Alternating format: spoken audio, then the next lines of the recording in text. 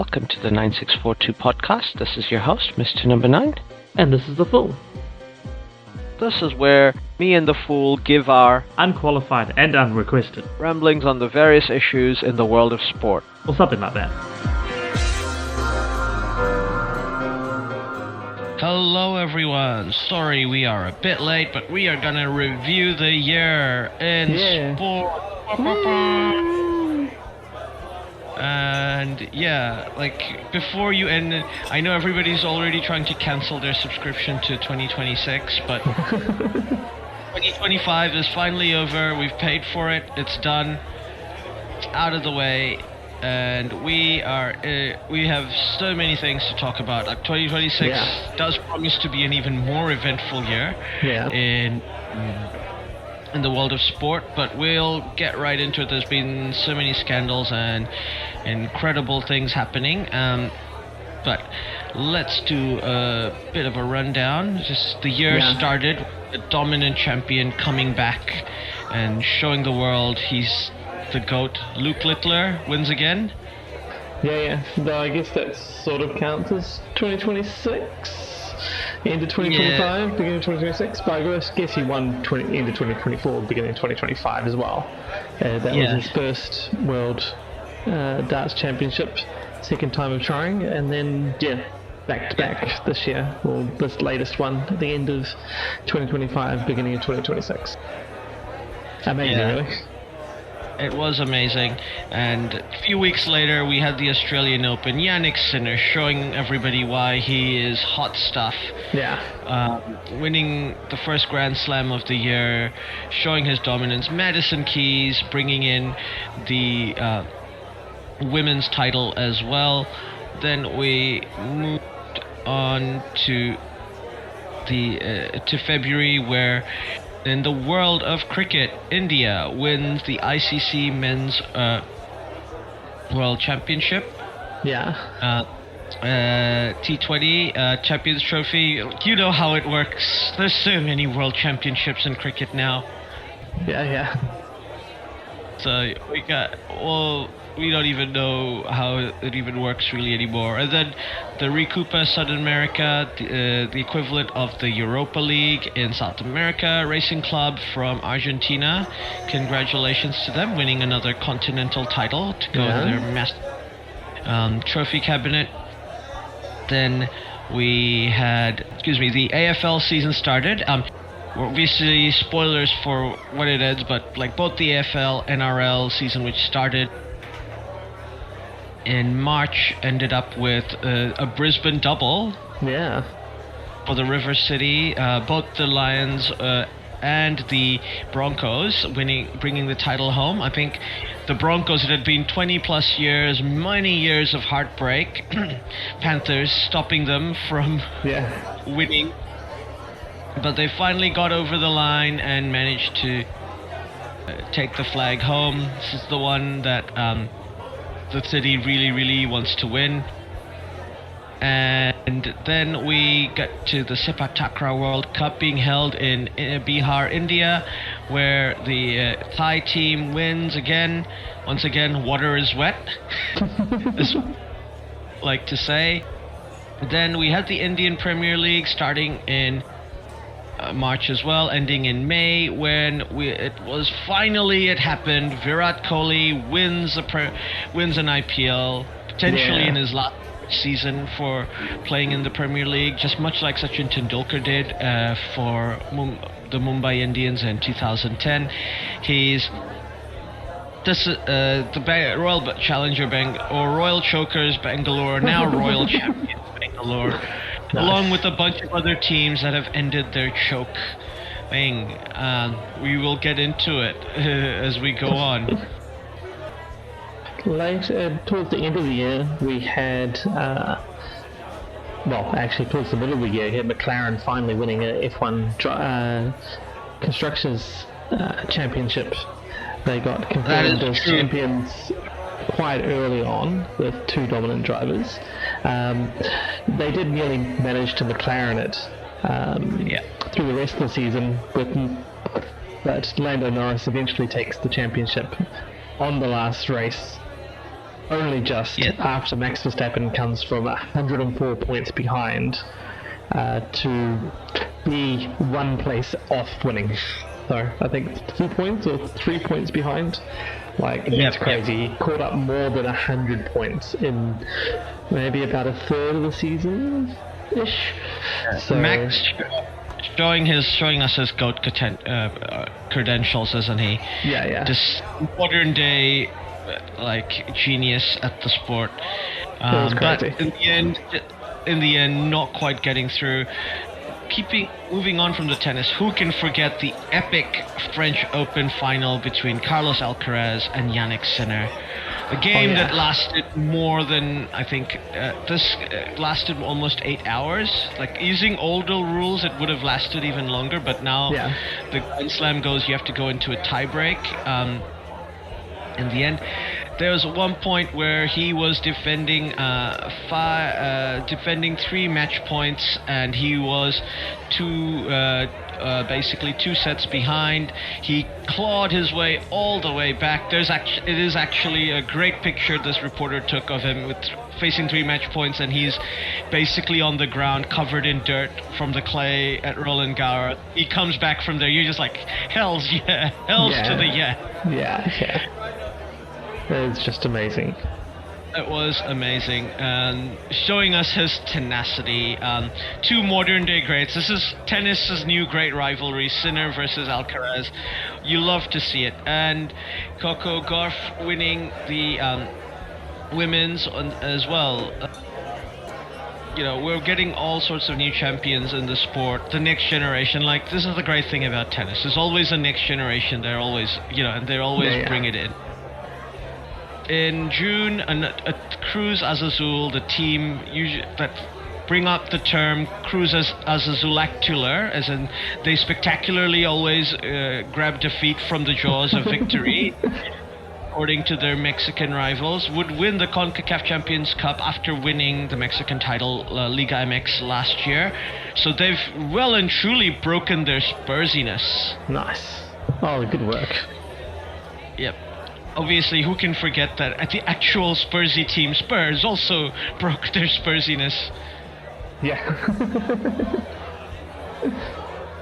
UEFA Nations League, we had Portugal win again after their second title in 2025.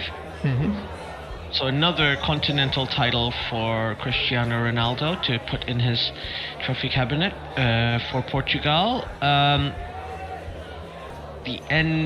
Let's not forget the Super Bowl. We had the incredibly one-sided game where the Philadelphia Eagles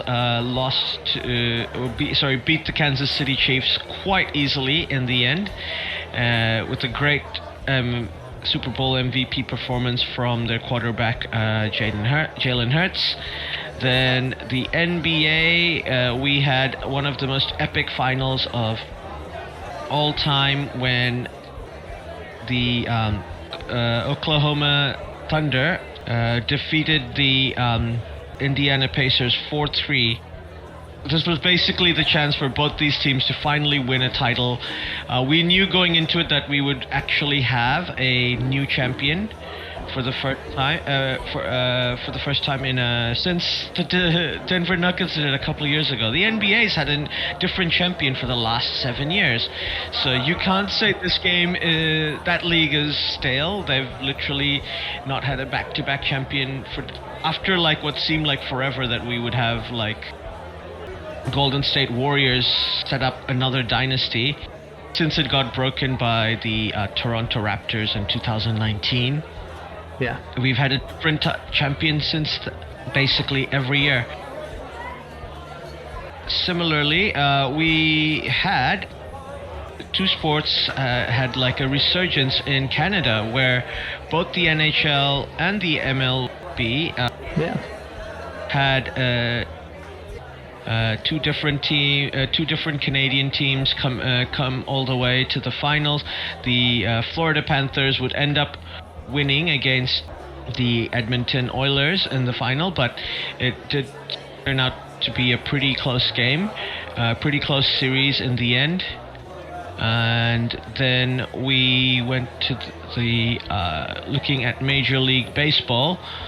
The Toronto Blue Jays, after a long time, would also make the finals of the World Series. Yeah, they did make the final, but they were defeated by the Los Angeles Dodgers, 4-3.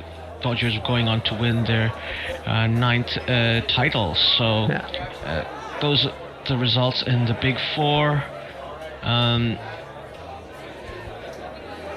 was going to say, speaking of teams losing their Spursiness, we can't forget that South Africa won the Test Championship over Australia. Finally, making a final of a ICC tournament, and they're winning it. And winning it against Australia, yeah. They traditionally spurs it up against. Exactly. So another great Spursy team winning the title, and staying on with the tennis. We had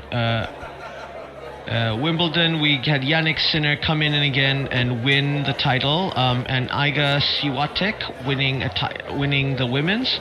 And the U.S. Open, once again, we had Carlos Alcaraz. So the big two shared the Grand Slams between them. Alcaraz still doesn't have an Australian Open title in his belt.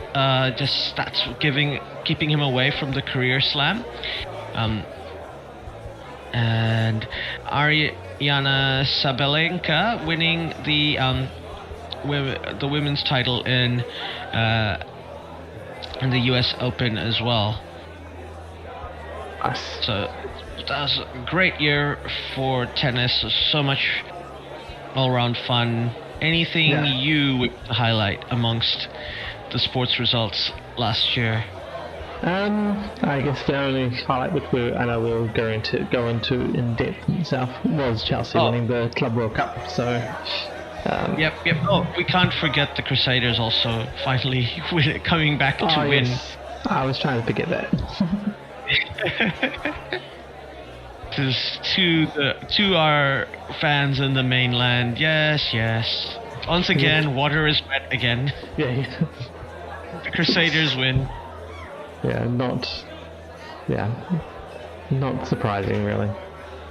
And who can forget the Great Origin series, where Brisbane come out and somehow sneak that first game in with some dubious refereeing calls. New South Wales absolutely smashed them in the second game, and then in the third game, Brisbane once again at home.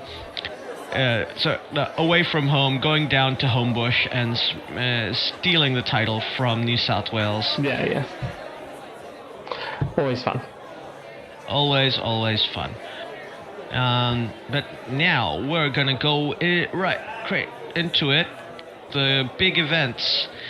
Let's start with the fun stuff. The scandals. Yeah. The biggest one is the gambling scandals. I want to talk about both the Major League Baseball and National Basketball Association had a bunch of scandals, from like point shaving in the NBA, and the pitchers doing probably a bit of spot betting. Just to clarify, these are just people only betting for money. Nothing more than that.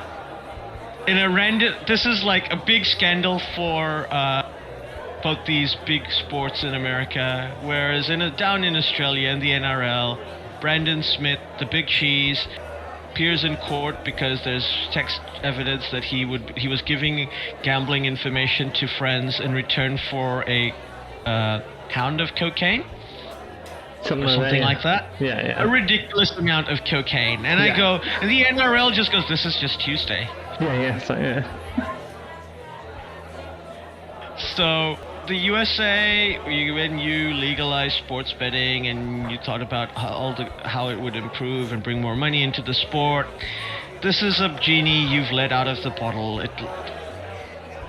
Me and the Fool here, we've talked about how this affects communities in New Zealand and Australia, and we've seen its effects, and obviously on the sports itself. And pretty much we can't say that there's been any sport that hasn't suffered from legalized betting, right? Other than maybe horse racing, which pretty much only exists for betting. Yeah, it's been hard to say that they're not impacted by it when it is just it. That's all about nowadays. And I already think it is. So, like maybe cricket, you could argue. Cricket pretty much does also only exist because people wanted to bet on it, so they needed to agree on what rules it should be and how it should work. And that's why they're called the laws of the game. They're not the rules; they're the laws. yeah.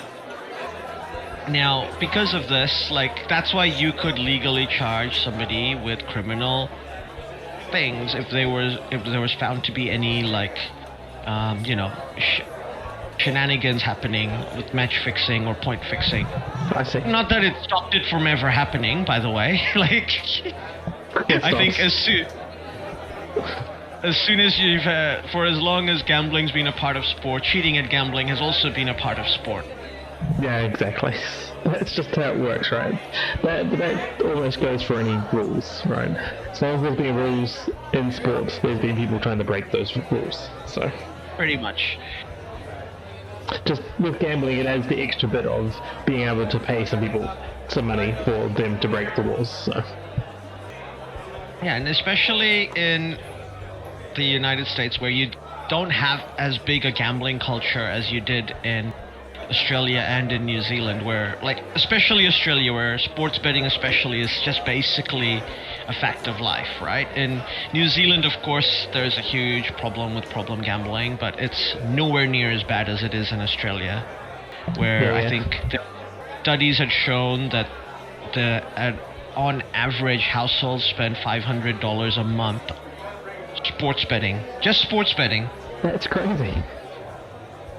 So I'm not counting pokies, casino, no. you know? Yeah, sports betting. Just sports betting or like coinies, you know, like there's a bunch of stuff Australians bet on, like, you know, I'm not even counting that, because if you heard 500 for gambling, we'd be like, oh, that's a bit high, but, you know, it's Australia. We're like, oh, it's only sports betting. Only sports betting, that's crazy. So that includes, obviously, dogs, horse racing. Yeah. More and more esports as well. So, yeah. Have fun, guys. I would like to say this is unexpected consequences. I'm like, no, this is completely expected consequences of what happens. So, every time, like, I think we've had a long chat about this. There was a lot of people in cricket talking about how to stop match fixing in cricket, they need to legalize sports gambling in India. And I go, yeah, but that only helps cricket. That's not good for Indian society. Like, India's a society now where, like, only really, really rich people, or, like, you know, people with access to a lot of, like, the internet and all this other, and like, bank, you know, and obviously there's lots of ways in Asian countries to bet money on things with black money and things like the howler system, but, you know, it exists in this gray area, and not everybody's willing to go into the illegal side of things to do that in the first place. And also you need a decent amount of money to get into it, whereas if you make legalized gambling and you start with, like, oh, we can take 1 rupee bets, 100 rupee bets, you know, eventually you're gonna have a population of people, because this industry is not sustained by people like me and you who might go once or twice a year to the TAB and bet $100. That's a big year for us to bet on sports gambling. Yeah. Like, we might spend $10 on Melbourne Cup, $10 on a Super Bowl bet, or, you know. Yeah, maybe. And even $100, it adds up to $100. We're rarely going to bet $100 on a sporting result. No, exactly. Yeah. And but we don't sustain the TAB. It's people who bet, like, the thousands of dollars every month. Yeah. On, like, especially the horse racing and all those sports, but increasingly other sports as well, and like sport betting is, and if the TAB doesn't take a lot of spot bets, which it doesn't, there's plenty of people overseas who are willing to do so. Yeah, exactly. Like the New Zealand government did make a good rule about disallowing illegal overseas companies from operating in New Zealand. But they didn't break up the monopoly of the private company that does all the sports betting in New Zealand, which I feel like should have been part of this reform. Probably, but this is New Zealand after all. Yeah. Hyper-capitalist, but also really socialist New Zealand. So this is the downside of... This is the other side. Let's be honest, this is the side of illegalized sports betting. Yeah. In community, every sport, every country where cricket has always last year there was a big thing where there's a bunch of people in India who created a fake IPL, which they live streamed into this Russian sports bar where people were illegally betting on results, and they knew all the results too. They fixed the results, so they basically just had a bunch of amateur people playing cricket and told them what they had to do, and with the live betting results, they basically spot fixed a game. It's like spot fixing professional wrestling. That's already scripted. That's crazy to think about. So it was definitely so that's where cricket is at. Cricket is just a sport that lends itself to professional betting, right? There's a reason why it exists the way it does, because it was designed to be a sport that's gambled on, and it's, let's be honest, the most fun sport to gamble on as well, because you have so many cool spot bets you can bet on. Yeah. And even if all you do is just do bragging right bets, what do we think who's gonna be the most expensive bowler, who's gonna have the highest economy rate in this game? Yeah, as you say, there's so much you can actually bet on, and it's a bit of fun. But yeah. That does lead to, say, the darker side of the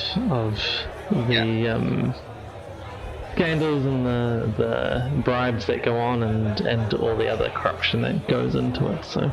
Yeah, and ultimately, it's not punchers like you and me who are the victims of sports betting. It is these players who get trapped by these firms who are basically have them, poor Brandon Smith, who allegedly, is both addicted to drugs and allegedly addicted to gambling. He's in a situation where he's doing this, but it's not like he randomly one day decided to ask his friends, do you want to do this? He's probably been slowly pushed into this position by people who are making a lot more money than he is from his involvement. And these things, it probably started small, then a little bigger and a little bigger and a little bigger, and then suddenly you're in this deep. So absolutely. And it's one of these downsides of modern day sport.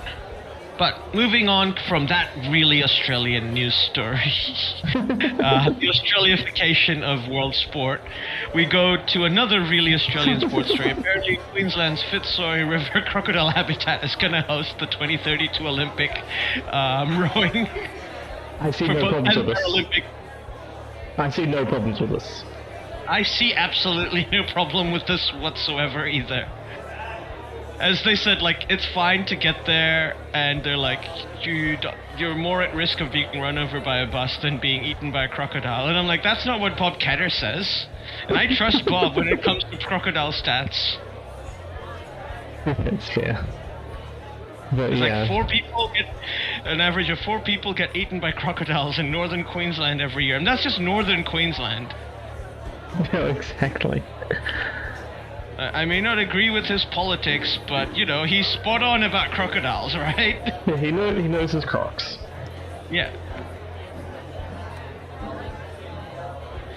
So we'll have to see. I mean, and Bob clearly has to be like get his angry face ready for as soon as when the first person to get attacked by a crocodile in the habitat goes on the news.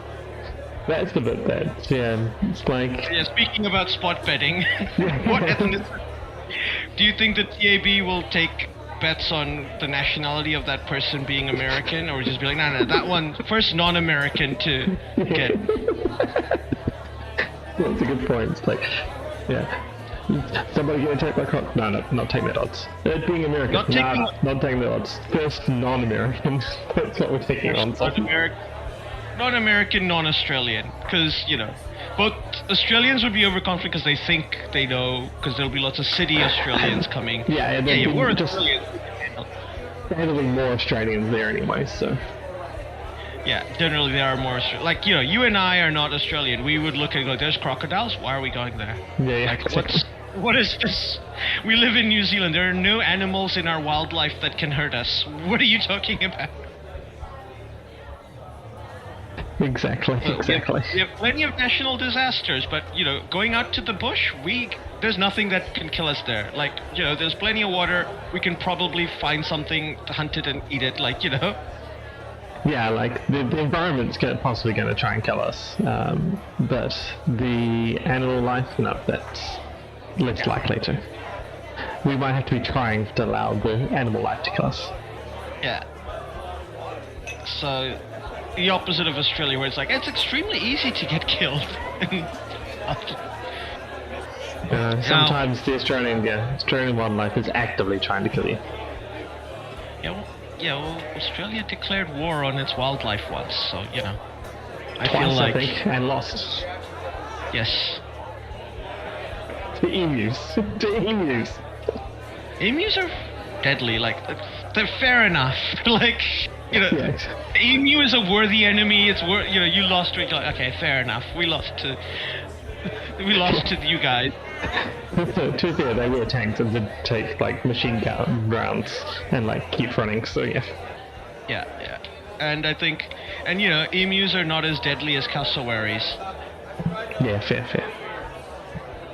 The bit I liked about the emu war was apparently the emus started sending out scouts and so they had advanced warning of the military moving in. And so then the rest would be eating and there'd be 1, 2 on the edges, and then they'd run off and then everybody would run off. And they'd cycle through who got to be the scout. So that was crazy thoughts as well. I mean, birds. Yeah. There's a reason why I'm scared of them. Well, they're also possibly closest to one of the closest things to a velociraptors, Yep. They are just birds. I think the only thing closer is the cassowary. Yeah, I think I don't know which is. I always heard the ostrich, but it might be the cassowary. That would make more sense. Because the cassowary actually has the actual long claw. Yeah, that's what I was thinking. It makes more sense that it's closest, but yeah. Before this becomes the bird talk, we better continue with sports. Welcome to the bird We're podcast. New Zealanders. Once we start talking birds, we're not going to stop talking birds. So we better stop now. Yes, fair enough. Moving on to the big theme this year, everything about the financial way sports are structured has changed massively. The big news is League One became the first major European league to go all on digital only. They don't have any. Basically, the DAZN ended their agreement with League One because they didn't get enough subscribers, and DAZN is totally, completely, absolutely not like a money laundering front for any company or sovereign wealth fund at all whatsoever. No, clearly not. And due to this collapse, the League One took the big decision of let's go fully digital. They got 1 million subscribers in their first month, which I think is pretty good. €15. I would believe that's a monthly. Yeah, my understanding is €15 a month. Which should roughly mean 100 a year, €150 a year. And as you and I discuss numbers, if it can get to 5-10 million. That's a decent start to slowly go. And there's nothing stopping the clubs from, doing like agreements with sponsors based on how many views they get for their games, and they're guaranteed a certain amount of that cut from the streaming revenue, and they go from there. Yeah, no, it seems very good, and I'm quite excited about it. And I think, probably a lot of the other European leagues will be watching in interest to see how it actually hits off. Like, it's a good trial, really. Like, the big four leagues will probably never need to do this because. But because League One is trying to become the Big Five, trying to push themselves up there, that is openly, we know that, for example, that's what PSG wants. They want France to be a competitive league. They don't do a lot of things that, for example, Bayern Munich do. They don't buy a lot of the really good players from other French clubs. And they do use their own youth system now to pull it in, but they're not trying to, basically, they're allowing other clubs in League One, to sell their best players to overseas and earn overseas money to reinvest into the game, rather than basically, pillage them for their resources. Because they don't need to, and there's just so much talent in France. Let's be honest. They're allowing it to grow and to nurture, as opposed to pillage it down. Yeah, and they've lost a few Ligue 1s in their time, and now just across the other side of the city, Paris FC, a local, in theory, rival club, who does actually have some history against PSG. I recommend watching the video by HITC7's, Alfie Potshammer's YouTube channel, the YouTube channel that he works for. He's done a great documentary about Paris FC and PSG and their relationship. They've been bought by the richest people in Europe. The Louis Vuitton Moet company, they own all these luxury brands. They're the company that make it so that we think champagne is worth paying more money for than Malbec. Exactly. Almost everyone agrees Malbec is better, and especially for the price point. Yeah. But it's interesting that they've brought up Paris FC. So, maybe another big Paris club. Who knows? Yeah. And they are a luxury brand, and they are probably going to push that. It's interesting to see how they might go, because PSG started off as an investment for the Qatari Sovereign Wealth Fund, and I think well worth that. They've for that country, if it was even whether you look at it as a sports washing enterprise or just as an investment, PSG's brand value has grown massively, and they're a fashion icon, and they PSG also does have a basketball team and a good women's team, and all these other things that are going for it. So I think definitely, because we could say for at least the Qatari Sovereign Wealth Fund, it's been worthwhile investing into PSG, and the as for the other people who are invested into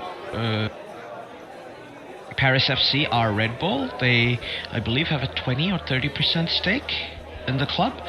So they will be following a lot of the Red Bull model for how they build clubs up, and Red Bull getting to use their, we know that Red Bull as structure, how they because they develop great coaches as well as great players in their system. And they've got a philosophy of how they want to play, and they want it to be fast-paced, exciting. They want to play basketball on grass with feet, right? That's pretty much, football, and that's what they want to promote, and it fits the brand, and it doesn't matter if their clubs make money or not, because ultimately they're marketing. It's their marketing budget. Exactly. And if Paris FC is a hybrid of that style plus the luxury, you could see both these clubs both these companies, all these companies, using it that way, it'd be very interesting. We'll see how it works out.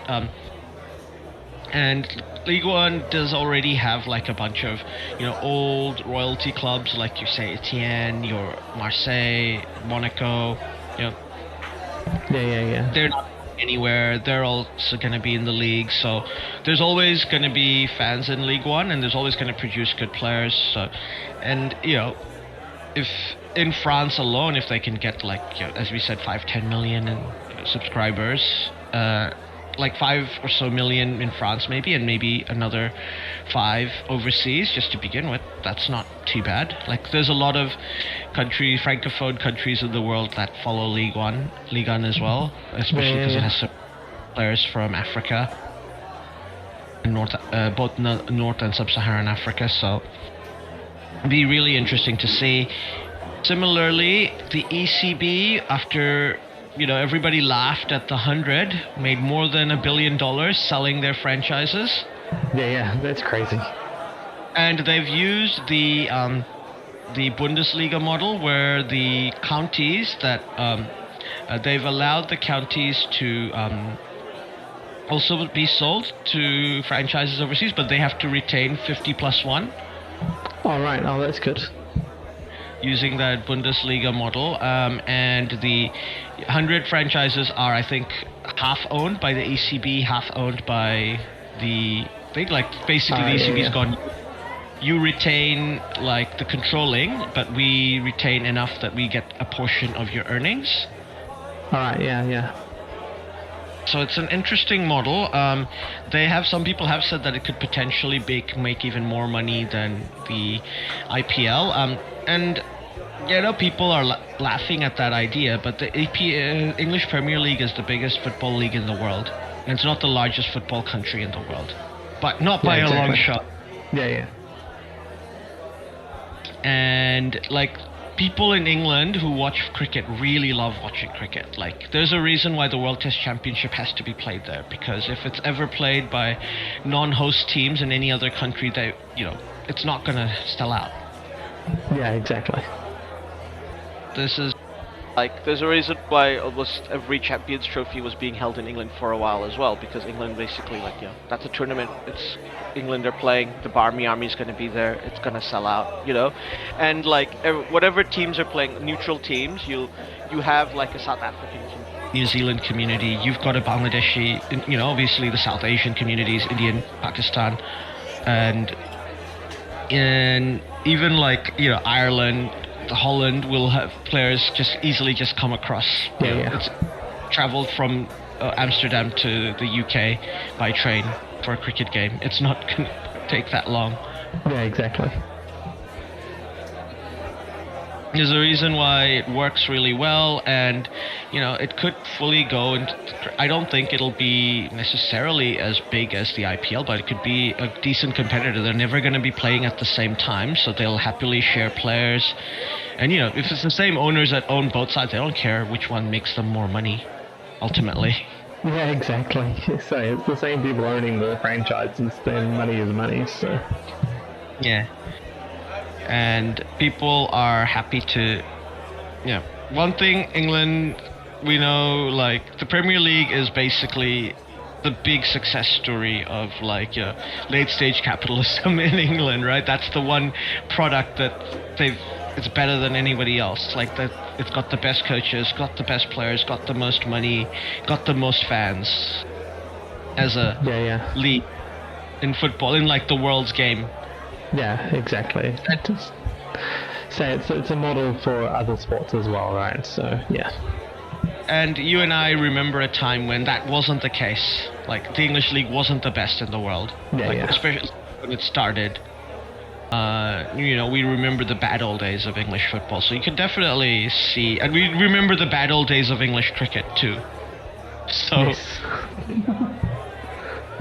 So this will be a really interesting thing to look into. The other really thing is in the NBA, we had 2 franchises sell, like the biggest franchise sales for any North American teams.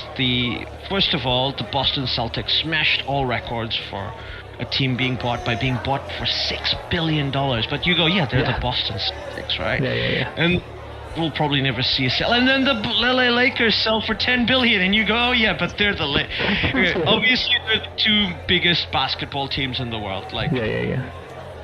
they have global fan base of billions of people and like social media following. Like, we understand the value, but incredibly, these two sales might have been underpriced because the NBA has rules that sovereign wealth funds are only allowed to own up to 30% of their franchises.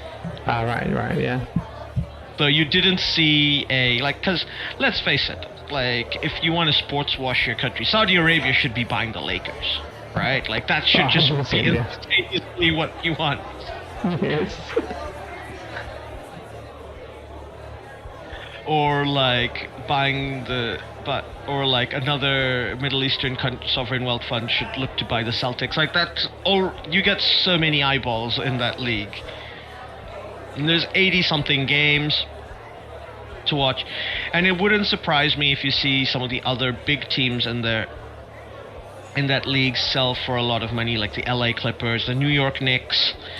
Like, these are like the big names in the Chicago Bulls, Golden State Warriors. Yeah, I see here that based on these sales, that the Golden State Warriors probably now the most valuable team. That's estimated about nearly $11.5 billion US dollars. So, yeah. Yeah, but I don't think the current owners of the Golden State Warriors would sell it. No, I don't think it's going to get sold. But, valuation versus actuality in that case, right? Yeah. And then, if they ever do have another franchise, that they will, they are probably going to open up 2 new franchises, and the NBA expand to 32 teams. Like, everybody expects this will happen once the current cycle of TV rights leave. The 2 new franchises will have to pay $2 billion to the league, which will get shared by everybody else. So I don't see any of the other people voting against it. Like, free money is free money. Yeah, exactly. I don't see that being voted against either. So and it makes sense given these sales. So so those are the franchise fees, and then that's the $2 billion that's paid to the league, and then there'll be probably Seattle and probably one in Las Vegas, both of which are great markets, and people will buy it. Yeah, exactly. It's great markets and really places an NBA team will do well, you would think. Yeah. It'll change some of the conferences, but we already know how that problem's going to be solved. We'll probably move a franchise here and there to the from the Western Conference to the Eastern Conference, and sort that out. Watch this space. There's a bunch of really big moves, private equity going into buying sports teams. Look, to me, it feels like the new tulips, but I'm like, at least it's out of the reach of like your average Joe to buy these things. At some point, like, people just like, how much sports can we watch? We have limited money and limited time now, especially, and limited attention span. Yeah, exactly. And the limited time, well, at least for me, like, limited time is the big limiting factor on it. It's like lots of sports to watch, but I don't have time to watch all of it, so I've got to ration it out. So like, you and I love football, and we do a podcast mainly about football, and outside of our own teams, how many teams do we watch? Like, I watch a few Man City games because I know it's going to be fun to watch Erling Haaland. I'm not going to watch Arsenal, they're boring. I'll watch Liverpool games because they're fun to watch, And I watch United games because, I hate myself. But that's... I wouldn't, if I wasn't a Chelsea fan, I wouldn't watch Chelsea games. They were boring to watch. Fair. Whatever you'll say, you being a United fan, games are not boring. They're chaotic as hell. Yes. I normally just watch the Chelsea games and then highlights, maybe other things, so that's about as far as my time allows. And looking at these things, like, because there is a lot of issues in North American sport, like the NBA. Adam Silver, the current head of commissioner of the NBA, he's said that he's potentially looking to start a new league in Europe, which has made people in Euroball go, why? We exist. It's like, Can't we? there's already one, right? That's what I'm thinking. So that's crazy. The Euro League is a really good European league, probably the second best league in the world, and produces so many great players. It's really obvious why the NBA want to do it. Is they've decided that the American grassroots system for producing basketball is not up to scope. I think more than half the players in the NBA now are from outside of the United States. It's increasingly, basketball's becoming like how soccer is in America, where it's really a rich middle-class person's sport. To like, everybody plays basketball regardless, but the pathway for people from a lower socioeconomic background getting into becoming a professional basketball player is really, really difficult. Like, you have to start being coached from such a young age. There's so many players in the league who has a relative that either worked in the NBA or was a former NBA player, and then and it's like even more stark because you start playing for what they call AAU, which is their high school competition, from a really young age. And if you're a late, there's people who basically, like, if you've got parents who can, if you're from like a working class background, if they're willing to spend we spend 2 hours every week traveling back and forth, to get you to games, get you to training, and like, you're gonna live away from us to get to a scholarship to another school, it's not easy. And like, there's still not going to be a full scholarship. So there was a great video I was watching on YouTube where somebody was just saying, like, great ball players don't come from the hood anymore. Yeah, they can't come from the hood anymore, given all that. So yeah, like, basically, there's, I think currently there's only one, Donovan Mitchell, who basically comes from like a working class background. He basically was like, my mom basically had to go through hell, and my sister as well, to get me to this position. And even I wasn't sure I was going to make it as a NBA player. They took a huge risk. Like, I've been able to get there, but that's not that's not a viable model for everyone. No, that's really showing how unviable it is. It's one person that managed to get it through all the blood, sweat, and tears to get there. But and he basically just said, like, people from his age group growing up who were way better at a younger age than he was weren't able, gave up the game in like after high school, after a year of playing high school hoops and stuff, because you're pushed to the game, like, whatever the issues you'll say, like the equivalent of like New Zealand and Australia, if like youth sports, high school sports, the first thing that the school's job, like your coach, your PE teachers, is to make you love playing the sport, regardless of how good you are or not, right? Like, that is the first thing. You got to have fun having sports, playing sports, and enjoy playing sports. Yeah, that's like the fundamentals of New Zealand and Australia, sports throughout just about every sport. So that starts from primary school. That's why high schools have multiple teams of multiple levels, to go out there. Like, like you'll often see that, like in high school level rugby, like the teams that win the World Cups tend to be from like England and South Africa, those private schools that accumulate a bunch of talent. And get there. And like New Zealand's will be a team like Taranaki High or Hamilton Boys High, and it's not anywhere near the the level of like professionalism, but those, it doesn't translate to like the All Blacks. No, the All Blacks exactly. are so good because like they're still one of the top 2 teams in the world because the system in New Zealand works. And let's be honest, like the other thing New Zealand does right with rugby is using weights instead of age or deciding what to play in. I don't know why like both rugby and rugby league does it, and I'm just like, why doesn't every country do this? I don't understand. Like, it's crazy like to think about not doing that. Like, that is just terrifying. Hey, it's better for safety. It means if you're like a late developer, you get to, keep playing the sport and enjoying it, like rather than be like, I'm tiny, I don't care. Yeah, exactly.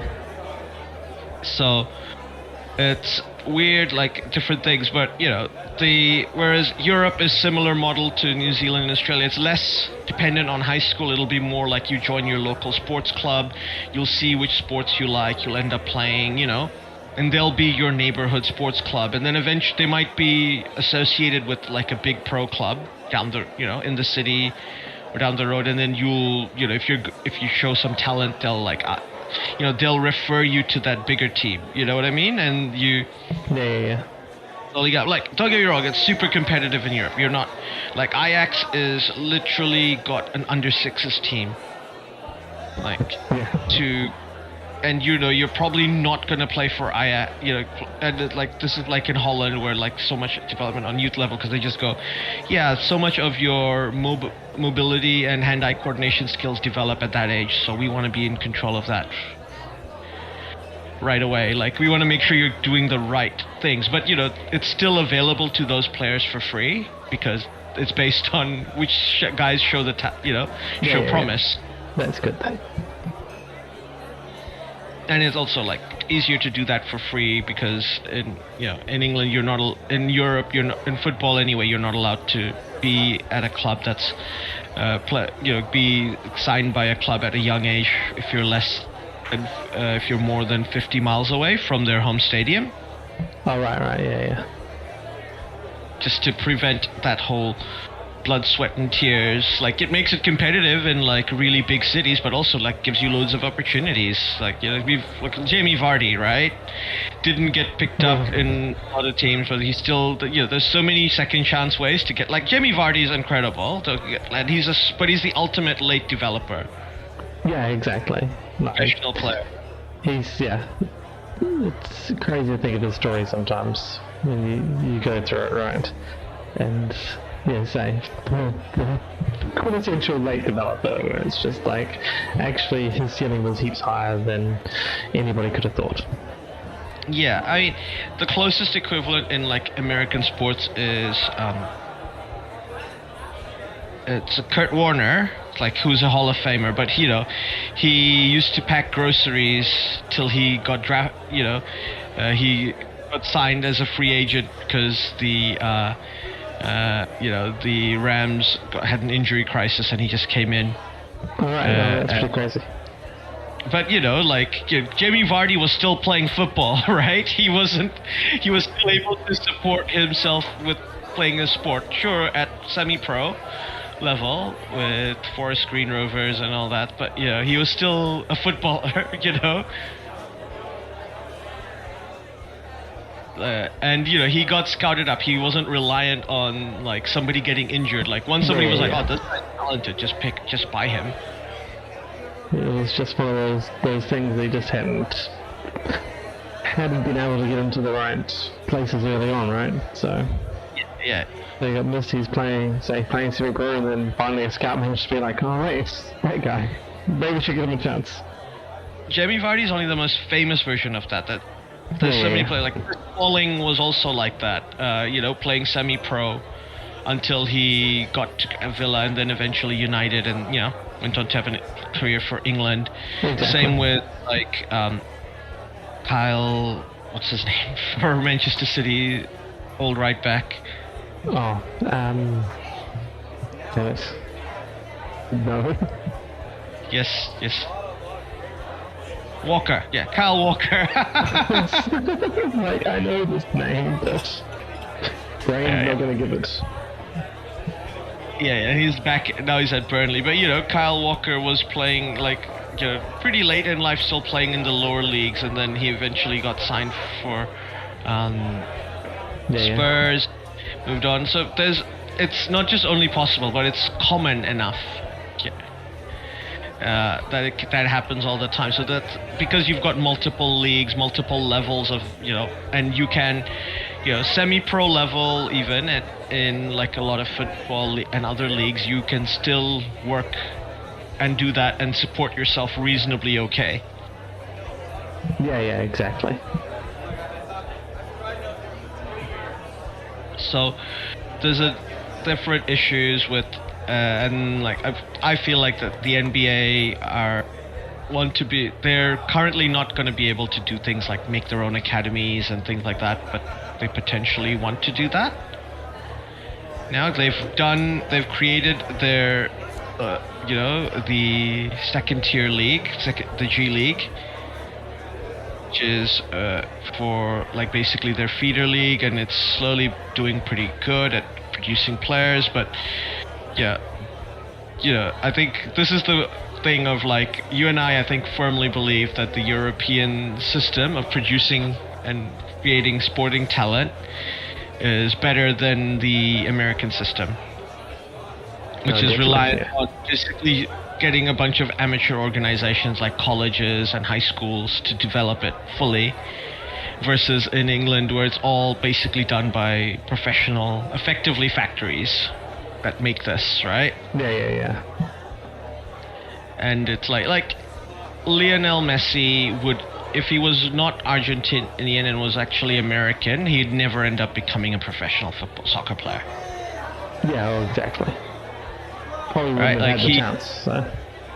Like, forget his size. Like, if because of like he had the health issues that he had as a young child, and he have like, even if his parents could afford to pay for that health care, like which club he would have to pay to become a pay fees to go and play football for a local, nobody's doing that, right, in America, whereas like Barcelona's happy to pay for it when he's an Argentinian youth talent, because they're like, yeah, sure, it's 10 grand to get him to do this here, help move his family here, he's pretty talented, and hey, if he 10 to 20 grand, if he turns out to even be a player we sell on for $1 million, that's worth it.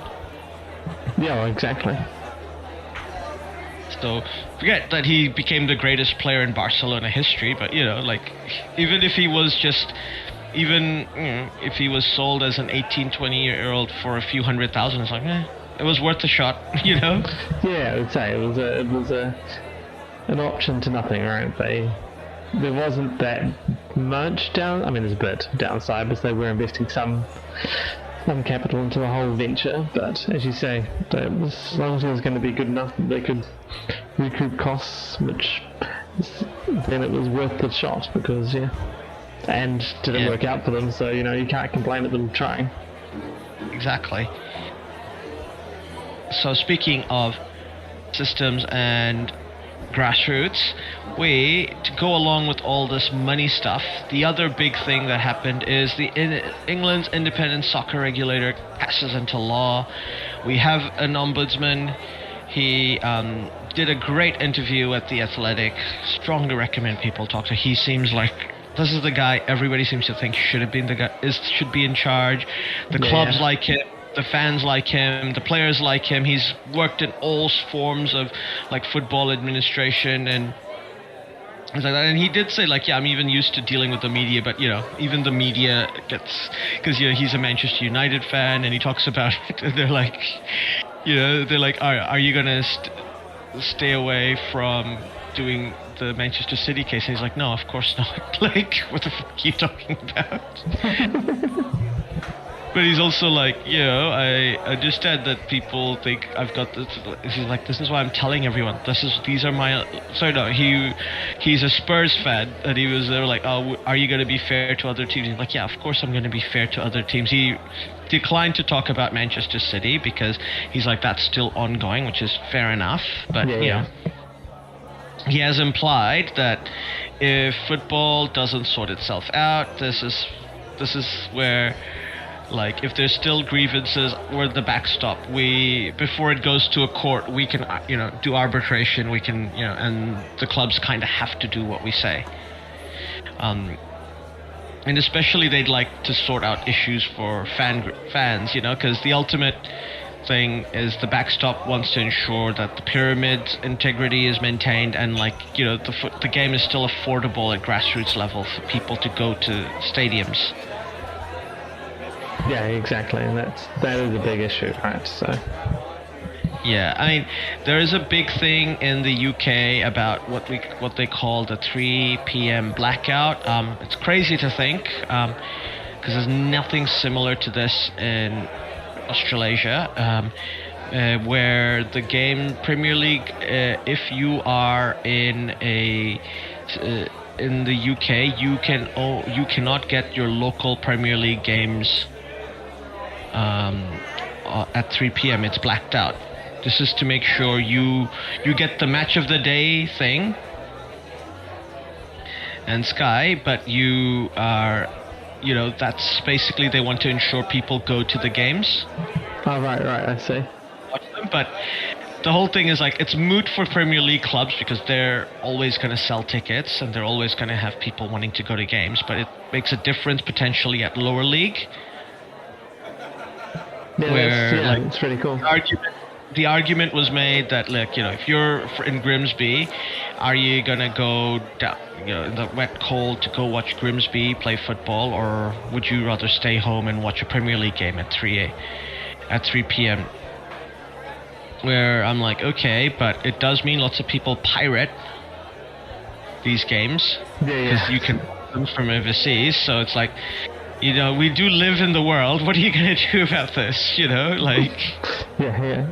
There is this thing called the world, and it has other ways of looking at things, so... And piracy is coming back in a big way, not just for, Netflix and, TV franchises, because nobody wants to own 4 different streaming platforms and pay for them. But to the surprise of no one, also for live sport, because even a 2-minute delay is fine when you're watching live sport. You're still watching it, and most of the times it's not even that late, and it's not even necessarily a cost issue. It's just often just better, more available for fans. Exactly. Tends to be a little easier sometimes too. I mean, there's some fluffing, but not as much as this. Yeah, I will tell people, there are dangers in trying to use a pirated service, especially some of these services, they were showing, they caught a group of 20 people who were running a sports streaming service in the UK, and they were getting $200 million a month from people subscribing to their pirate feed, and it's it's the usual ways. It's like a tempered Fire Stick or something like that, which they've used to connect up. And there are dangers involved. These companies are not just selling you the sport; they are putting malware and looking into your computer. There are people losing money. So this is not your old school BitTorrenting media or using LimeWire to get some music. That your people like me, your boomer, your dads and uncles are talking about, and we kind of knew how to stay safe from a lot of that stuff when we were downloading stuff from torrents and things. Whereas a lot of modern day malware is very, especially if you're going to a web page and clicking on a link. Always dangerous. Or getting them to install a program on your thing to go, especially people are going into WhatsApps, entering information and giving, and it is really, really dangerous. That sounds crazy, yeah. To get access to football, it is really, really dangerous. I'm hearing lots of horror stories from people who talk about it, but ultimately it's it is really expensive to watch football and really, really inconvenient. Football is the hardest sport to follow. If I wanted to watch the NFL, like every game, I would just pay for an NFL pass. It's $5, $10 a month. Just pay for it and watch it, and I get Red Zone too, so I could just watch all the highlights every Monday.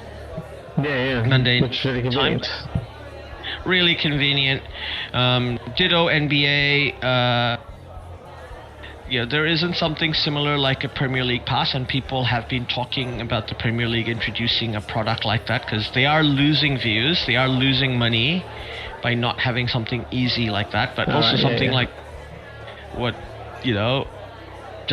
happens to the rest of the pyramid. Like, it does create a bunch of money. Like, it produces the old genie in the box issue. Though interestingly, the league in England that might do this first is potentially the Championship.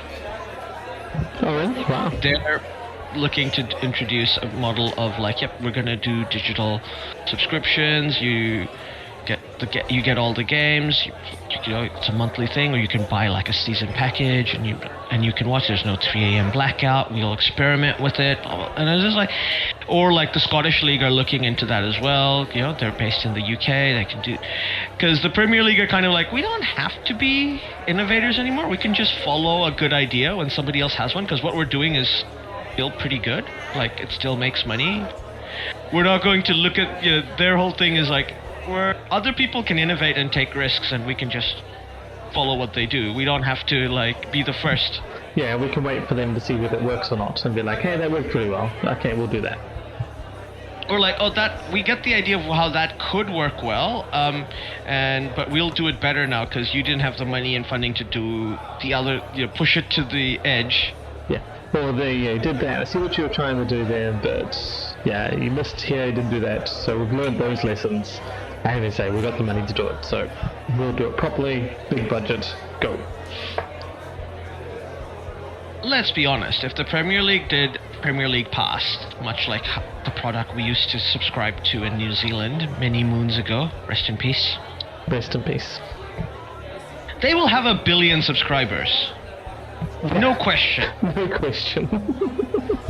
I don't care what they're charging. Like, what, $200 a season? We're like, yep, done. Yeah, exactly. I'd be like, okay, sounds good. Where do I sign up?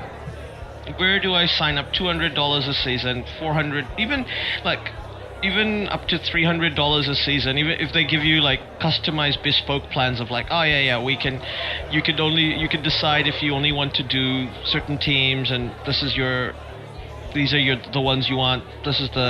And you pay a bit less. They can make it value, but in the end of the day, they will have 1 billion people subscribing to that and happily paying for it, whatever the cost happens to be. Yeah, exactly. And they would make so much money. Like, I can't even like, you and I are basically like, 200 billion like per year, that from subscriptions alone. That seems reasonable for this league. Very reasonable. And I think we're being like conservative with our estimates. But the thing is that even if you go, that's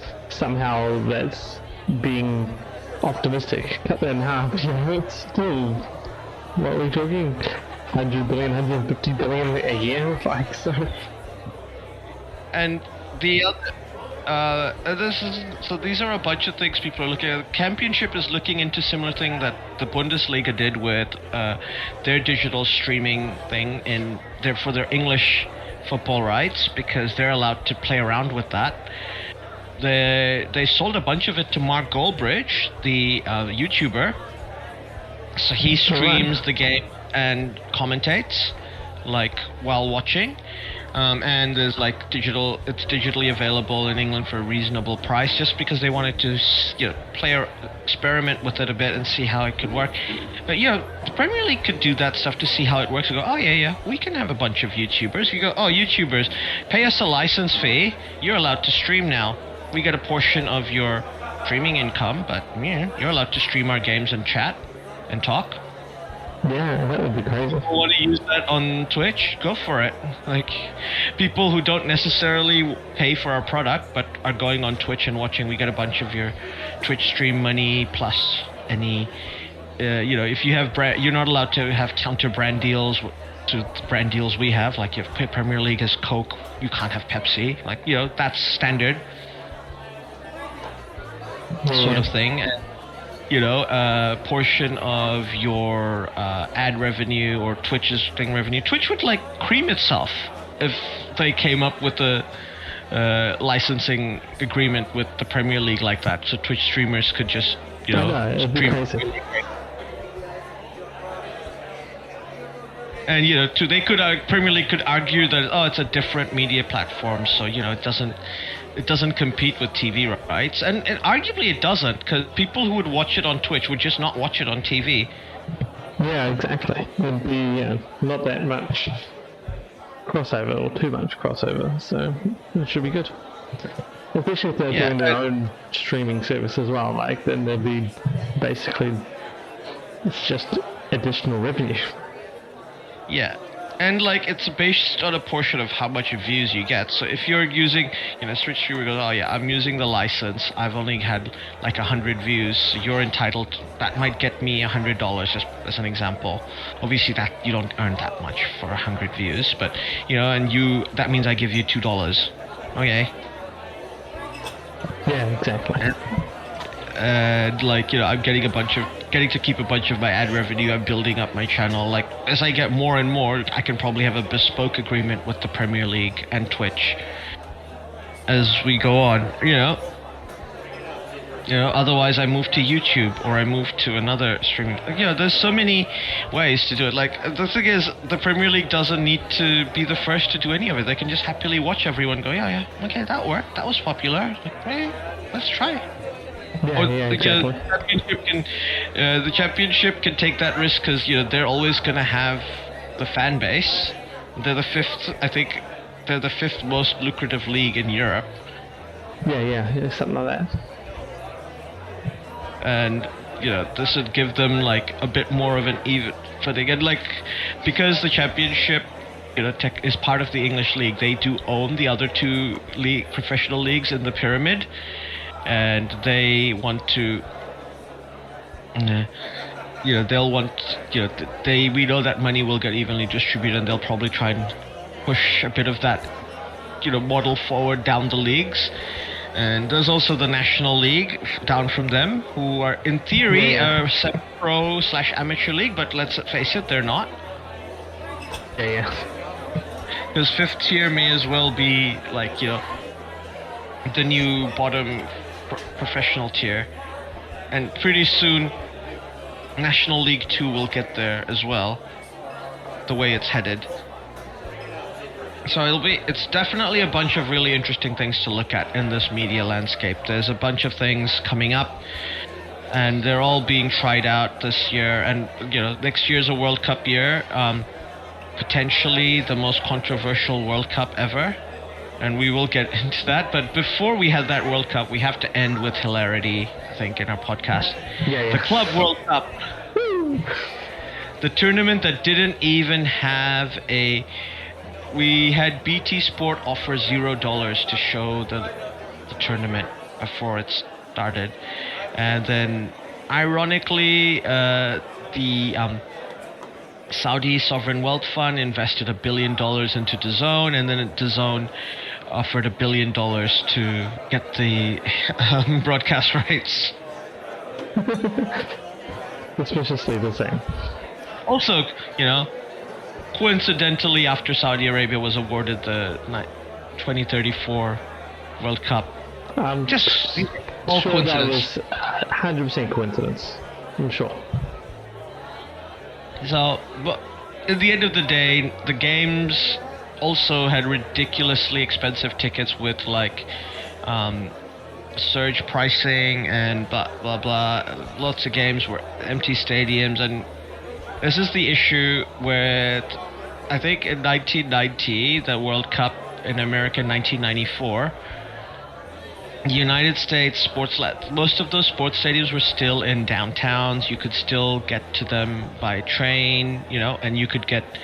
Whereas most American cities have become more and more car centric in the last the last 3 decades, and all these major stadiums are miles away from towns. You need to drive away, and getting Ubers is ridiculously expensive. Well, there was reports that fans had to spend 3 or 4 hours waiting for Ubers and at the end of a bunch of games, and obviously Ubers were ridiculously expensive. So unless you own a car, and if you and they were charging people for tailgating, which is the great American thing. The upside of being a car sportsing culture is that you get to do stuff at the parking lot, have barbecues, play games on the concrete, have fun, while getting ready for the games to start. That's lost if you're charging people for doing that. Come on, they're already being fleeced for tickets and fleeced for parking. Look, FIFA can't let go of an opportunity to fleece people for more money. And for some reason, Americans get the worst end of the fleecing. Even if I could somehow randomly afford to go to the FIFA World Cup and afford tickets, I'm not going to games in America. I'm probably going to go to Mexico. That's got a proper football culture and everything. And no offense to Canada, it'll be a similar experience to going if I went to football games in Canada as it is in America. Yeah, exactly. So I don't go there either. So it's just go to Mexico City, go to the Azteca. That's probably the stadium I'd want to go. That's an historic football stadium. That would totally go to. It's one of the, it's a cathedral to football. And there's the first stadium to host 2 finals and everything. And that's a stadium to go to. And the 2 classic finals, 2 classic World Cup finals, one with Pele, one with Maradona. They're it's burned into our football memories. Yeah, exactly. And so I can't imagine, if you had a World Cup, a football World Cup in Japan, or you did in Japan, Korea in 2002, that would be awesome, because getting to games and everything would be super easy. You just travel the country by train, and the Japanese government would probably design some sort of ticketing system so fans can use the Shinkansen for really cheap while they're there for watching football games. Bob's your uncle, you're sorted at that point. You just know it would be something nice and straightforward and simple, and it would just be amazingly well run. Yeah. And despite what people think, Japan's not actually that expensive a place to visit. And when you want to buy stuff over there, or when you visit, getting to there might be expensive, but your hotels, what you're paying for, and buying food and everything, and transport is not expensive in Japan. Versus if it's in America, it's gonna, and the next World Cup is gonna be even more expensive because it's being hosted by a multiple of countries around the world. That's just crazy. But I'm not complaining, because it does just mean that 2038 is just going to be New Zealand that's hosting the World Cup, right? There's just no other country that can. As I say, so we'll be the only ones left, right? There'll be no other options. Not by their rules. Not by their rules, and I don't know if they'll want to go to North America again so soon after.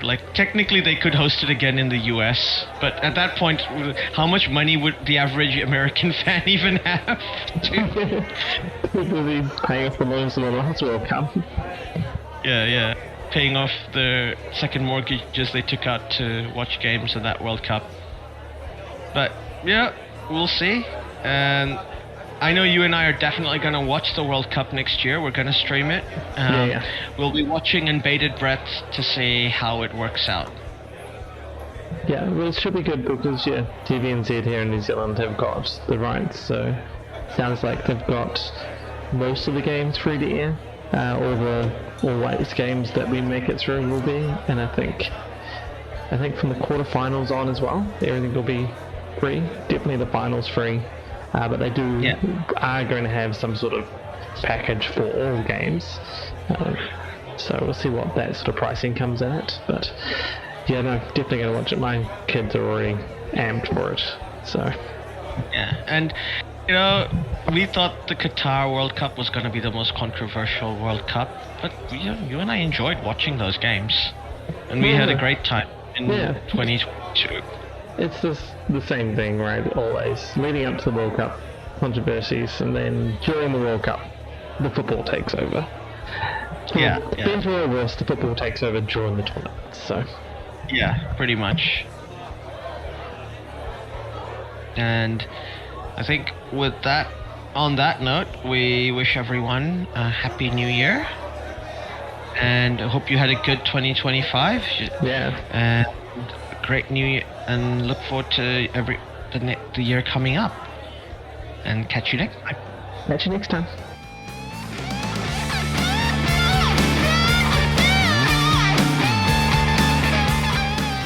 Well, that is the end. Thanks for listening all the way through. If you liked what you heard, we have even more. Find 642 Discord and a Buy Me a Coffee. Pretty sure it's Buy Me a Beer.